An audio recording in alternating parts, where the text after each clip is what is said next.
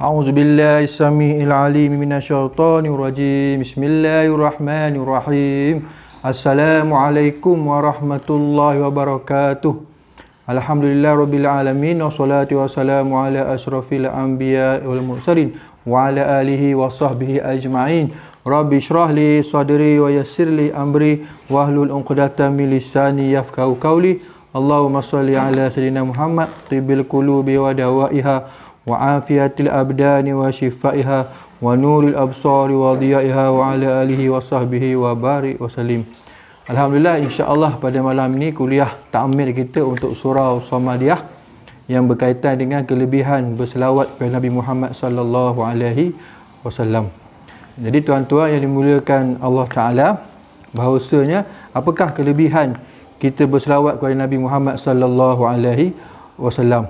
Iaitulah bila mana kita berselawat kepada Nabi sallallahu alaihi wasallam, maka kita cinta kepada Nabi sallallahu alaihi wasallam. Sebab itulah bila mana kita beriman dengan Nabi Muhammad sallallahu alaihi wasallam, hendaklah kita banyakkan menyebut namanya.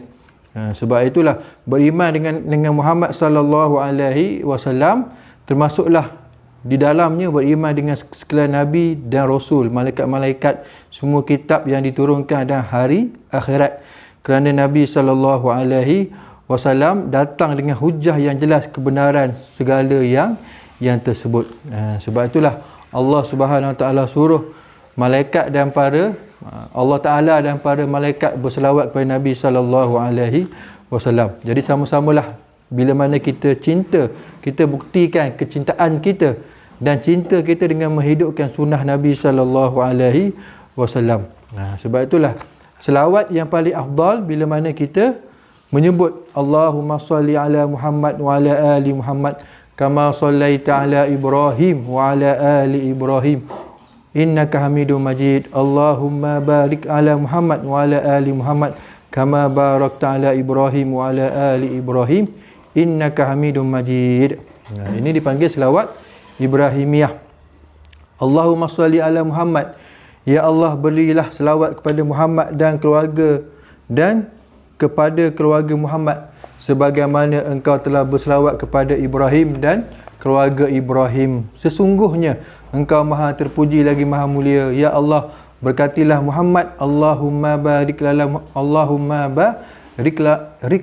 Muhammad. Ya Allah, berkatilah Muhammad dan keluarga Muhammad sebagaimana engkau telah memberkati Ibrahim dan keluarga Ibrahim. Sesungguhnya engkau maha terpuji lagi maha mulia. Sebablah tuan-tuan yang dimuliakan Allah Taala, bila mana kita cinta kepada Nabi Muhammad sallallahu alaihi wasallam, hendaklah kita banyak menyebut, banyak berselawat. Kerana apa? Kerana insan Nabi ini iaitulah insan yang bergelar khalifah, iaitulah Rasulullah sallallahu alaihi wasallam, yang telah memberitahu kita destinasi. Sebab itulah perjalanan ataupun amalan hidup Rasulullah sallallahu alaihi wasallam berdasarkan sunnahnya, iaitulah bila mana kita melakukan sunnahnya, maka kita akan mendapat ganjaran-ganjaran fadilat yang Allah Taala berikan. Sebab itulah banyakkan kita berselawat. Selain daripada itu adalah selawat tafrijiyah. Allahumma salli salatan kamilah wa sallim salaman tamah ala sayyidina Muhammadin allazi tanhallu bihil uqad wa tanfariju bihil kurab wa tuqda bihil hawaij wa tunalu bihil raghaib wa husnul khawatimi wa yustasqal ghamamu biwajhihil karim wa ala alihi wa sahbihi fi kulli lamhatin wa nafasin bi adadin kulli ma'lumilak. Ini juga boleh kita amalkan, tuan-tuan yang dimuliakan Allah Taala, dipanggil selawat tafrijiyah. Allahumma salli salatan kamilah wa sallim salaman tamah. Ya Allah, limpahkanlah selawat dengan selawat yang menyeluruh dan kurniakanlah salam dengan salam yang sempurna ke atas penghulu kami Nabi Muhammad sallallahu alaihi wasallam, yang dengannya dapat merungkai segala ikatan, melepaskan segala kesukaran, melunaskan segala hajat, tercapai segala perkara yang diingini dan kematian yang baik, serta diturunkan hujan yang menjadi rahmat disebabkan wajahnya yang mulia, Begitu juga selawat dan salam ini diberikan ke atas ahli keluarga baginda, pada sahabatnya, dalam setiap kedipan mata dan nafas, dengan setiap bilangan yang diketahui olehmu. Boleh juga kita amalkan selawat tafridiyah. Allahumma salli salatan kamilah wa sallim salaman tamah ala sayyidina Muhammadin allazi tanhallu bihil uqad wa tanfariju bihil kurab wa tuqda bihil hawaij wa tunalu bihil raghaib wa husnul khawatimi wa yustasqal ghamamu biwajhil karim wa ala alihi wa sahbihi fi kulli lamhatin wa nafasin bi adadin kulli ma'lumin lak. Sebab itulah tuan-tuan yang dimuliakan Allah Ta'ala, kerana apa?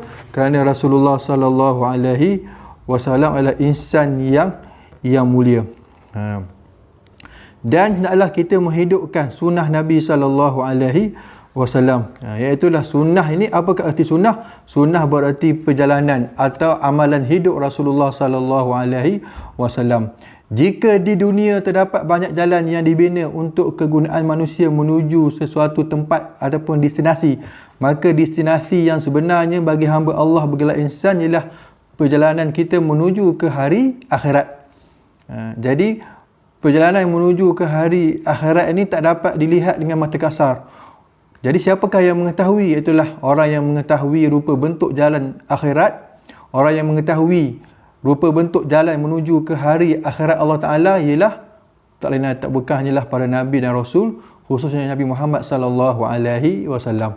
Sebablah tuan-tuan yang dimuliakan Allah Ta'ala, jalan yang kita hendak pergi ini menuju ke hari akhirat Allah Ta'ala ini maknanya jalan yang kita tak nampak dengan mata kasar. Kita tak tahu. Jadi yang memberitahu kita iaitulah Nabi sallallahu alaihi wasallam. Destinasi di dunia ini hanya dapat dituju oleh orang yang mengetahuinya.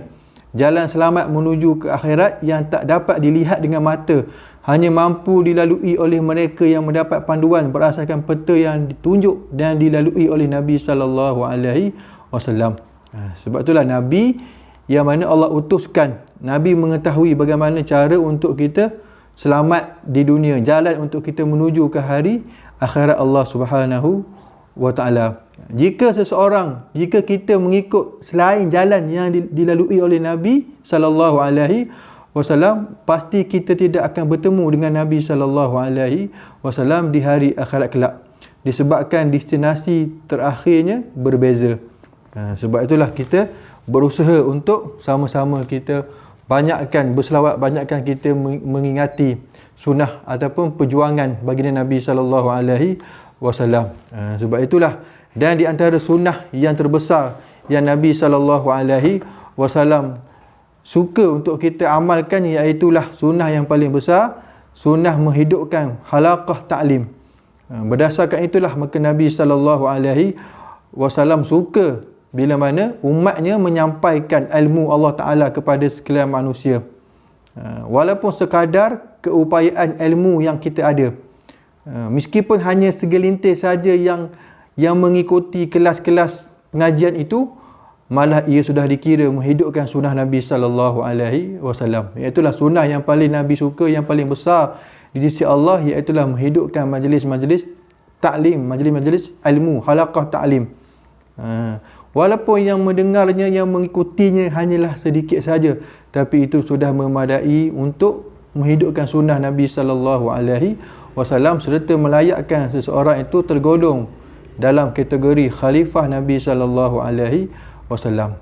Sebagaimana sabda Rasulullah sallallahu alaihi wasallam mengenai anjuran menghidupkan sunnahnya, yang bermaksud sesiapa yang menghidupkan sunnahku ketika umatku rosak binasa, maka baginya mendapat pahala 100 orang mati syahid. Allahu Akbar. Sebab itulah bila mana kita menghidupkan sunnah Nabi sallallahu alaihi wasallam, walaupun sekecil-kecil sunnah sehinggalah sebesar-besar sunnah, itulah menghidupkan majlis-majlis ilmu, majlis-majlis ta'lim, itulah yang disukai oleh Nabi sallallahu alaihi wasallam. Dan Rasulullah beritahu bahawasanya pahala mereka yang menghidupkan sunnahku seperti mana pahala 100 orang mati syahid. Allah, bukan senang untuk mendapat pahala 100 orang mati syahid. Pahala 100 orang mati syahid ini amat besar nilainya. Jika Allah Ta'ala memberikan pahala seorang mati syahid pun sudah memadai untuk selamat di akhirat. Bukan sebarang orang sanggup meninggalkan anak isteri mengharungi medan perang melawan musuh hingga gugur syahid. Hadis Nabi SAW itu mengaitkan dengan kerosakan ummah. Ia membayangkan bahawa umat Muhammad akan melalui suatu zaman kejatuhan dan kerosakan. Akibatnya sunnah Nabi SAW turut menjadi malap dan kurang mendapat perhatian. Sebab itulah bila mana kita menghidupkan sunnah Nabi SAW, maka kita mendapat ganjaran seperti mana 100 orang mati syahid. Jangan kita dihanyutkan oleh budaya-budaya barat, pengaruh-pengaruh barat, sehingga kita lupa, kita mendedahkan aurat anak-anak kita, mendedahkan aurat dan sebagainya, keruntuhan moral dan sebagainya. Sebab itu semua adalah perancangan musuh Islam dan juga iblis laknatullah mengatur rancangan jahat untuk apa? Melalaikan umat Islam dan juga keturunan Adam dan Hawa. Sebab itulah tuan-tuan yang dimuliakan Allah Ta'ala, maka hendaklah kita banyakkan kita berselawat kepada Nabi SAW, lebih-lebih lagi di hari yang mulia ini, hari Jumaat. Sebab itulah sebagaimana Allah Ta'ala menyatakan, barang siapa yang mentaati Rasul itu, sesungguhnya ia telah mentaati Allah, dan barang siapa yang berpaling dari ketaatan itu, maka kami tidak mengutusmu untuk menjadi pemelihara bagi mereka. Wa'ati Allah, kata Allah, wa'ati Allah wa Rasul la'allakum turhamun. Allah Subhanahu Taala menyatakan dalam surah Ali Imran, wa'ati Allah, dan taatlah Allah dan Rasul supaya kamu diberi rahmat. Sebab itu tuan-tuan yang dimuliakan Allah Ta'ala, marilah sama-sama kita banyak berselawat di hari yang mulia ini. Allahumma salli ala Muhammad, Allahumma salli ala Sayyidina Muhammad. Ataupun selawat tafrijiyah, Allahumma salli salatan kamilah wa sallim salaman tamah ala Sayyidina Muhammadin allazi tanhallu bihil uqad wa tanfariju bihil kurab wa tuqda bihil hawaij wa tunalu bihil raghaib wa husnul khawatimi wa yustasqal ghamamu biwajhil karim wa ala alihi wa sahbihi fi kulli lamhatin wa nafasin bi adadin kulli ma'lumilak. Ataupun selawat Ibrahimiyah, Allahumma salli ala Muhammad wa ala ali Muhammad kama sallaita ala Ibrahim wa ala ali Ibrahim innaka Hamidum Majid. Allahumma barik ala Muhammad wa ala ali Muhammad kama barakta ala Ibrahim wa ala ali Ibrahim innaka Hamidum Majid. Jadi marilah sama-sama kita mentaati perintah Allah Ta'ala, beriman kepada baginda adalah suatu tuntutan syarak yang jelas dan merupakan salah satu rukun iman yang 6. Sebab itulah kita diingatkan tentang kewajipan kita mencintai dan mengenali Rasulullah sallallahu alaihi wasallam serta hak-hak baginda yang wajib ditunaikan sebagai bukti keimanan kita kepadanya. Sebab itulah mudah-mudahan tuan-tuan yang dimuliakan Allah Ta'ala, marilah sama-sama kita berdoa kepada Allah Subhanahu wa Ta'ala, kita diberi kekuatan untuk melakukan sunnah Nabi sallallahu alaihi wasallam agar kita tergolong mereka-mereka yang mendapat keberkatan, mereka-mereka yang mendapat petunjuk hidayah yang Allah Ta'ala berikan bila mana kita melakukan perkara-perkara kebaikan, perkara-perkara sunnah Nabi sallallahu alaihi wasallam. Kerana itulah musuh-musuh Islam sentiasa mencari jalan untuk kita mengabaikan, untuk kita jauh daripada sunnah Nabi sallallahu alaihi wasallam, sebagaimana yang dapat kita lihat bagaimana keruntuhan moral, keruntuhan gejala-gejala akhlak, mendedahkan aurat, terutamanya di kalangan anak-anak muda orang Islam yang terpesona dengan budaya-budaya barat dan pengaruh musuh Islam, iblis laknatullah Allah. Sebab tu tuan-tuan yang dimuliakan Allah Ta'ala, bila sama-sama kita bermohon kepada Allah Ta'ala supaya Allah Subhanahu Ta'ala berikan kepada kita kekuatan untuk kita menghadapi cabaran-cabaran hidup di dunia yang penuh dengan orang kata apa tu, penuh dengan ranjau dan duri ini. Lihatlah bagaimana iblis mengatur rancangan jahat terhadap Adam dan Hawa sehingga keduanya tersingkir dari syurga dalam keadaan terdedah auratnya. Sebab itulah iblis sentiasa mencari jalan untuk apa? Untuk kita lalai daripada perintah Allah Subhanahu wa Ta'ala. Sebagaimana Nabi sallallahu alaihi wasallam menyatakan, Allah Subhanahu wa Ta'ala berfirman, ya ayuhan nabi Wahai Nabi, katakanlah kepada isteri-isterimu, anak-anak perempuanmu dan isteri-isteri orang mukmin hendaklah menghulurkan jilbabnya, tudungnya ke seluruh tubuh badan. Yang demikian itu supaya mereka lebih mudah dikenal, kerana itu mereka tidak diganggu. Surah Al-Ahzab ayat 59. Sebab itulah sunnah Nabi SAW, supaya Nabi suruh supaya kita mendidik keluarga, isteri dan anak-anak kita supaya menutup aurat. Berarti telah menghidupkan sebahagian daripada sunnah Nabi SAW. Moga-moga kita semua tergolong di dalam kategori khalifah yang mendapat doa daripada Nabi SAW, agar kita semua dikurniakan rahmat oleh Allah Subhanahu wa ta'ala. Wallahu alam. Cukup sekadar ini untuk surah As-Samadiyah. Jadi mari sama-sama kita berdoa kepada Allah Ta'ala supaya kita dapat selamat, kita dapat sihat di bulan yang mulia ini, dapat kita bertemu dengan bulan Ramadan insya-Allah. Allahumma inna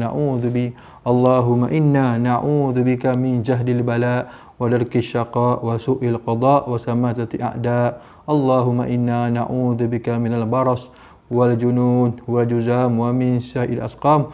Allahumma ksif annal bala wal waba wal ghala ma la yaksifuhu ghairuka. Allahumma barik lana fi Sya'ban wa balighna Ramadan ya Allah. Sekian, mudah-mudahan kita bertemu lagi insya-Allah.